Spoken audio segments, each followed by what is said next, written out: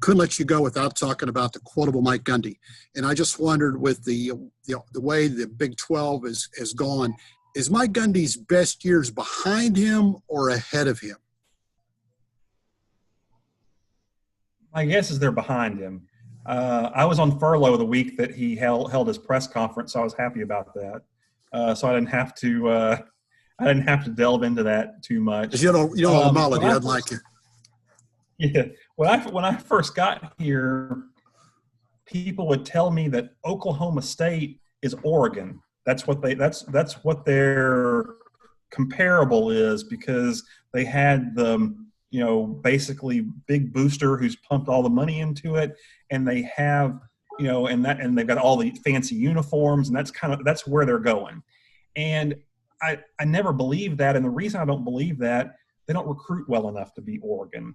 And like I say, you can go back to all the recruiting rankings, but Oklahoma State generally recruits in the 30s, and you can't be a top 5 or top 10 program in the country continuously when you sign recruiting classes that are in the mid 30s. You just can't do that. So what their formula is they recruiting classes that are in the mid 30s.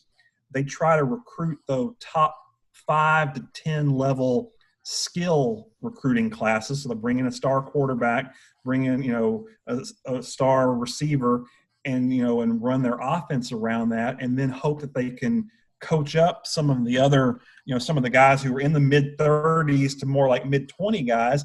And that's how they do it. Now, they're going to have a good team next year.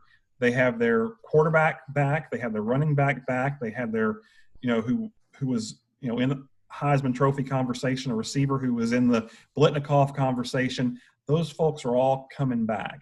And so I assume they're going to be pretty good this year. But then next year, they're probably going to lull a little bit. And the problem, with Mike Gundy,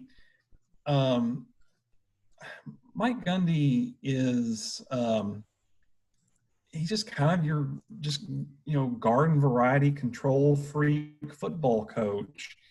And he doesn't – it's the Boone Pickens Mike Gundy dynamic was a lot like the Jerry Jones, Jimmy Johnson dynamic. It was, two guys who needed each other to be successful, but couldn't admit that the other one played a large role in their success. And, now that Boone Pickens has passed away, Mike Gundy he's running it. There's not really anybody who's as big as he is at the university. There's not anybody really to check him.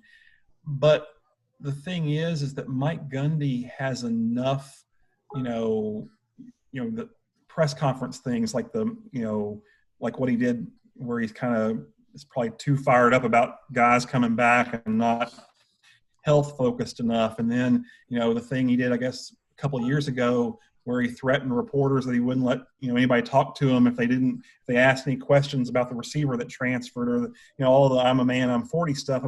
All of those things. And then he's done a lot of,